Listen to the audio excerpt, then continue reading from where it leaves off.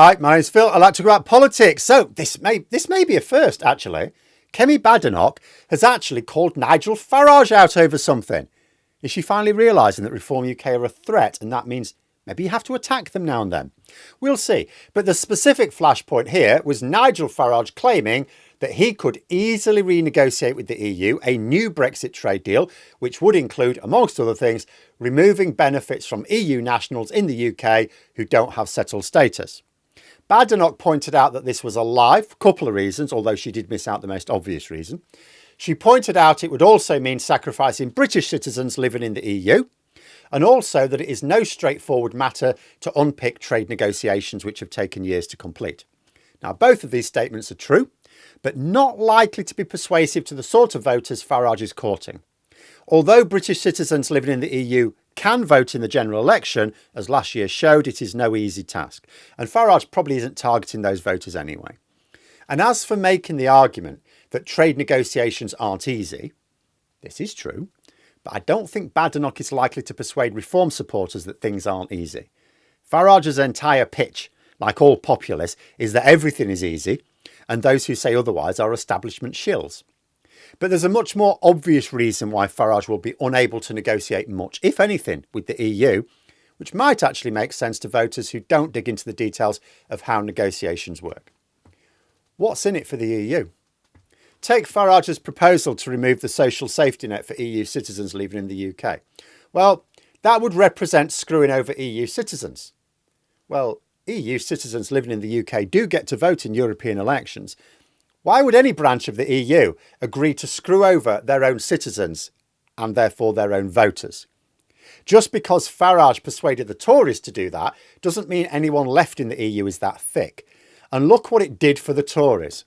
The fact of the matter is that the EU spent years negotiating terms on lots of areas with the UK. It was a very painful process. They are sick and tired of it. They engaged with the Labour government because Starmer put in a lot of effort into not only apologising for the behaviour of the previous government, but talking about the mutual benefits of closer trade ties. Starmer offered benefits to the EU in return for engaging. Even then, the EU are still not moving quickly on agreements, you will notice. They are insisting we fully implement the Windsor Framework in Northern Ireland before they action any of the lowering of trade barriers agreed earlier this year. And also, the EU have got lots of other things on their plate as well.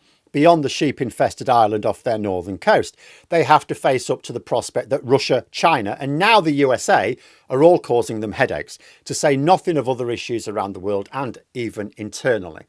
So it's not like the EU Commission has people with their feet up just waiting for someone to talk to. If Farage wants the EU to even begin negotiations, he's going to have to make an offer first, just like Starmer did. So far, Farage has offered nothing to the EU which would be worth their while. What's more, he's unlikely to. His pitch is one of distancing himself from the EU, not working on closer relationships. He's not interested in closer trade ties. He's not interested in closer cooperation against his mate Putin. He's not interested in any cooperation on immigration. He's not interested in anything which will make the lives of EU citizens in the UK easier. Quite the reverse, in fact. And surely even Reform UK supporters can see this. In the here and now, the EU have a comprehensive agreement with the UK. It's all signed, sealed, delivered by Boris Johnson years ago. They don't have to change one line of it. It's not time limited. If the EU are happy with it, they don't have to agree to meet with Farage to even discuss it. Why would they? I mean, imagine yourself in a situation. You've got a contract with someone, you're happy with it, the other side wants to change it. What would you do? You'd ask them what they're offering in return. Well, what are we going to get out of it? How will that deal at the end of it be better for us? Of course you would. What will Farage offer? Nothing before the election, I bet. And if Farage unilaterally breaks the treaties, because if you're thinking, well, they'll just threaten him, break the treaty. Boris Johnson threatened that. The EU have got plenty of economic sanction levers to apply. This is why the Tories supported Rishi Sunak's Windsor Framework so overwhelmingly. Even most of the hardened Brexiteers voted for it. Why? Because the alternative was economic sanctions.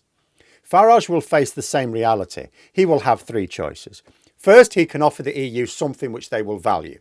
This would work against his rhetoric. Second, he can threaten to disapply the treaties. That will trigger economic reprisals, which will destroy British jobs. Oh, and unlike with Trump's trade war, Britain doesn't have the world's reserve currency, so the pound will tank at the news. Let's see if he can last any longer than Liz Truss did if that happens. Third, he can do nothing. He can promise this great new deal with the EU, but not actually pursue it, just blame the EU for refusing to talk to him. Kind of suspect he'll go for option 3.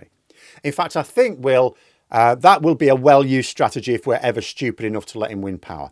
He'll do nothing, blame others for the failure to meet his promises. But let me know what you think in the comments below. Please subscribe to the channel for more content. Thanks for listening, and until next time, I'll see you later.